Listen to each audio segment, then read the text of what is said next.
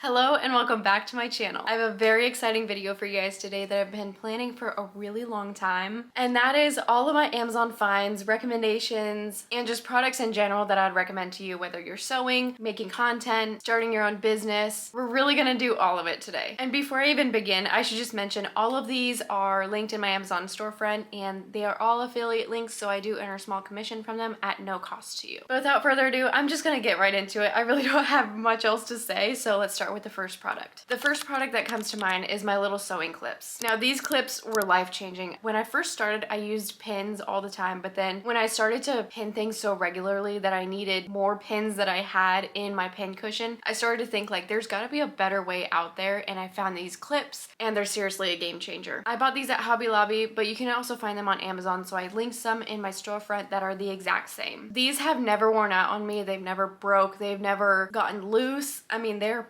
perfect. They also come in different colors. I don't know if that matters to you guys, but mine is just a multicolor pack, and I think that's how all of them are. The only downfall of these is you can't use them, for example, pinning on pockets. Like when I pin on pockets for my tote bags, I can't use these, but for that I just have to use 3 pins and then I'm good. But things like pinning keychain wallets, I have a whole bucket here. So this is my example here. These I would have to pin through the zipper, the outside fabric, and the liner, and that is just such a pain. And to be able to just clip all of these on one go is just so much easier. It just saves me a whole bunch of time, and as a small business owner, you have to find things that save your time. So that would be my very first recommendation. Get some clips, invest in them, get a couple packs, and they'll last you forever. Number 2, moving on. This one is very important for fellow quilters.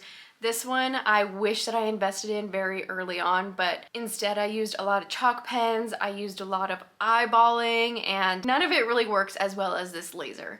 So I bought this HoneySew 3-in-1 laser machine quilting light. This you can attach to any way on your machine, well, any part of it, but I put it on the top of my machine. It just velcros on there, and then when you turn it on and point it towards the bottom of your sewing machine onto the project, it'll project a laser onto your project and give you a line to go off of. So I use this when I'm quilting my fabric for literally everything. So keychain wallets, makeup bags, tote bags, everything that I quilt. I line up that laser with the measurement that I want my line to be at, and then that gives me a good gauge for keeping that exact measurement all the way throughout the whole project. So if I want 1.5 inches between each line that I quilt, that laser will be a really good guide for me. The light, I believe, does have some other features to it. Like I think you can do a plus sign, so not just like one straight line, but you have 2 straight lines, and then I think there's a couple other settings that you can mess around with it and different attachments. But I always get questions about this in my vlogs of how I keep my lines so straight, and that isn't my #1 tip. And the really nice part about it is that you can adjust it to be different measurements throughout your whole project. So if you want 1.5, you can do 1.5 for a whole project. Then for your next one, you can do 2 inches. It doesn't stay the same, and that's a nice part about the arm of it, is it's very flexible and it moves, but it doesn't move when you're sewing. Next up, we actually have the chair that I'm sitting in. I invested in this chair very early on because when I started sewing very frequently, just my legs ached, my back ached. It was so uncomfortable to sit in such a hard chair all day, and one that wasn't able to adjust and have like a huge back to it. And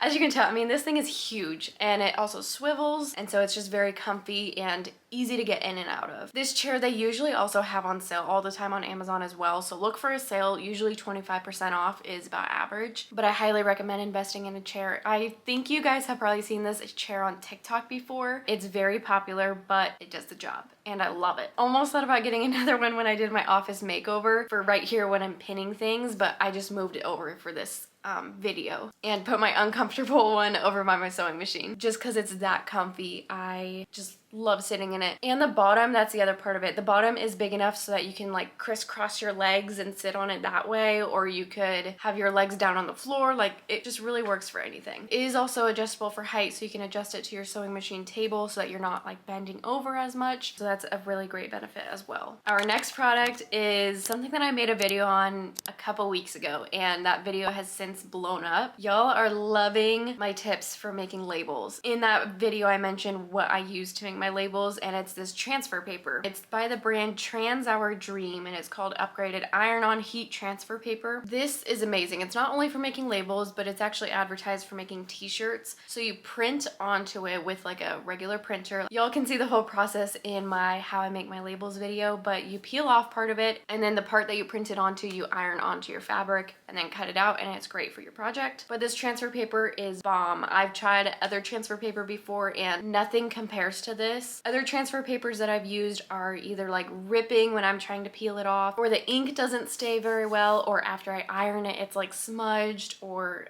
just so many other problems, or it comes off the fabric. Like, there's just a million things that can go wrong with transfer paper, and this one has never let me down. So definitely try it out. This next one is a no-brainer for anybody that loves to sew. I absolutely love Fiskars.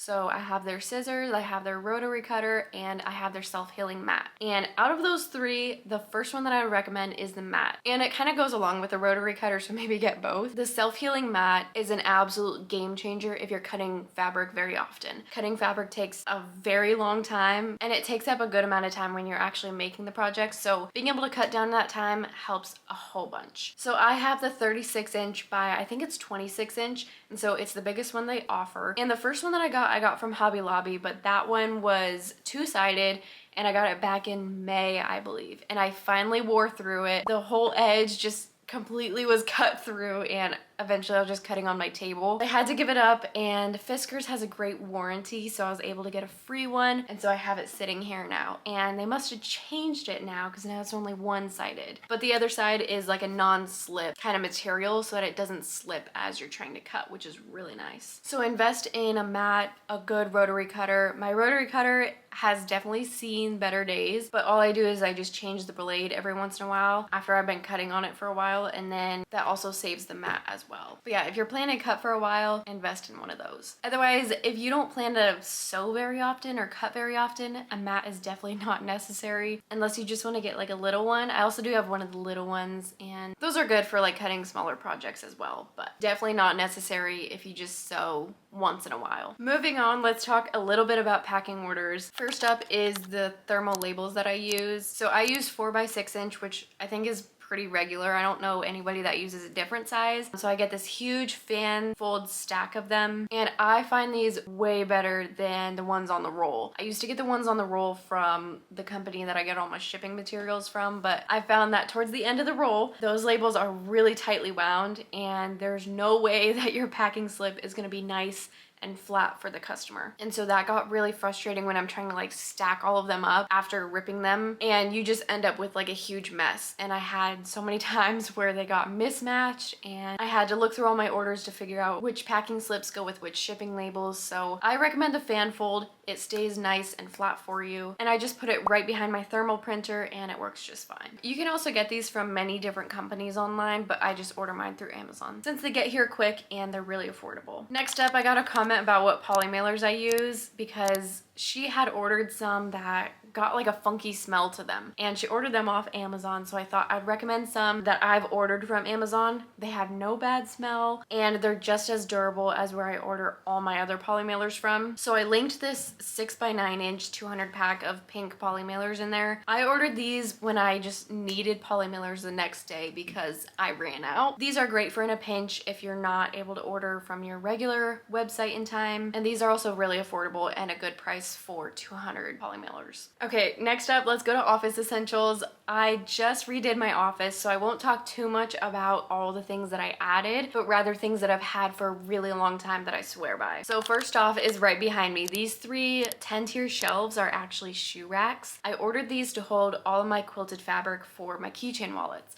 And as you can see, this first tier here is all of my keychain wallet fabric. Then this next one holds still a lot of fabric, but also a lot of miscellaneous fabric that I've already cut. So like makeup bag liners, AirPod case liners, really just a lot of leftover fabric. Then this next one holds all of my outer and inner fabric for pre-cut Kindle and book sleeves. When I first started, I had like a 5-tier shelf that had probably 16 inches in between each shelf. And I used to keep all my pre-cut fabric on there, but it just was not working at all because I didn't have enough shelves for the amount of fabric that I had and wanted to like allocate separately so that they didn't get mixed up. So these 10-tier shelves are bomb for keeping all your fabric separate. You could even put your equipment on here. You can also skip shelves, so when you're assembling it, you don't have to put on the like shelf liner because you have to add that to each rod. So you could just skip that. If you wanted like at the bottom to hold some crates or something, you can go ahead and do that. You can kind of make it your own. It doesn't have to be a 10-tier, it could be 5-tier, it could be 8-tier, but yeah, really great price for such a useful product. Next up, I get quite a few questions on this one,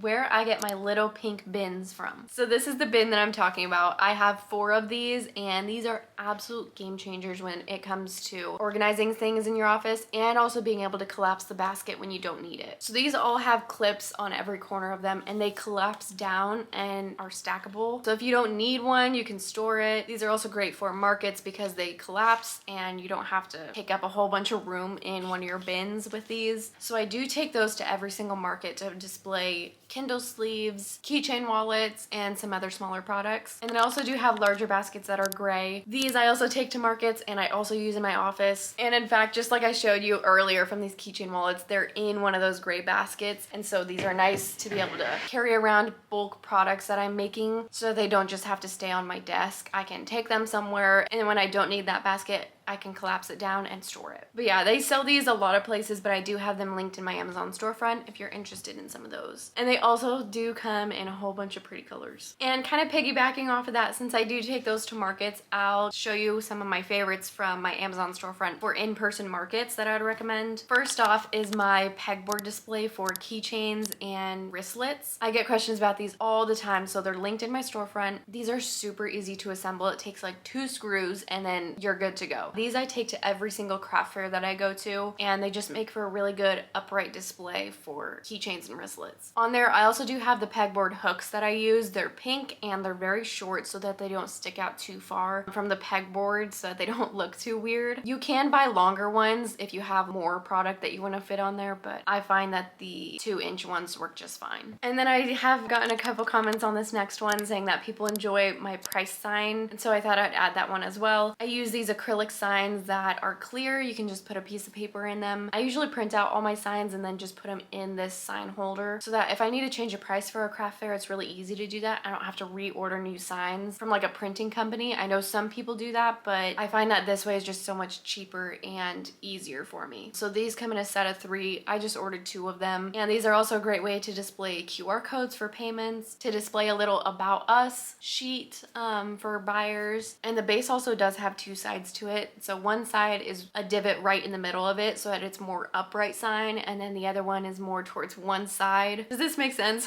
I don't know. So that they sit back a little bit more and are easier to read if the buyer is more like above the sign. Does that make sense? Regardless, it has like 2 different angles that the sign could be at. All right, last but not least, I don't want to keep this video too long, so last but not least is the bags that I use at markets. I find having 2 different sizes of bags works really well for my business. So the first one is a 10.5 by 8.5 by 4.5 inch, and these I like because they're really sturdy. The last ones that I got were really flimsy, and I still do have those linked in there. They're just 2 different prices. The flimsier ones are more affordable, so if you're just starting out, feel free to grab those instead, but I really enjoy the 100 pack that I have linked that are more sturdy. Then for smaller orders, like just 1 keychain if people want a bag, I find these 100-piece 6-inch by 8-inch bags are really useful. They don't have like any bottom to them, so they're just kind of like they're almost like a Polymailer. Like they don't have any shape to them. They're kind of like slippery. They do the job. They hold the keychain, they hold the wristlet, they hold the bookmark, and it's just a really more affordable way to offer a customer a bag than using one of the more expensive sturdy ones. But I think that's all the products that I have for you guys. I have so much more linked on my storefront, so feel free to shop all of those and everything that I mentioned in this video. I also do have a ton of TikToks on all the different products that I use for markets throughout my shop to keep it running more efficiently, and all of those are also linked on there as well. I'll be sure to link my Amazon affiliate in the description if you're interested in any of the products, and let me know if there's anything on there that you want me to explain, or if there's anything in my videos that you are wondering where they're from. Please let me know. I'm always happy to help. But with that, hopefully this gives you some insight into what I use, what I recommend, and what you could also use for your own business. But thank you guys so much for watching, and I'll see you guys in my next video. Mwah. Bye.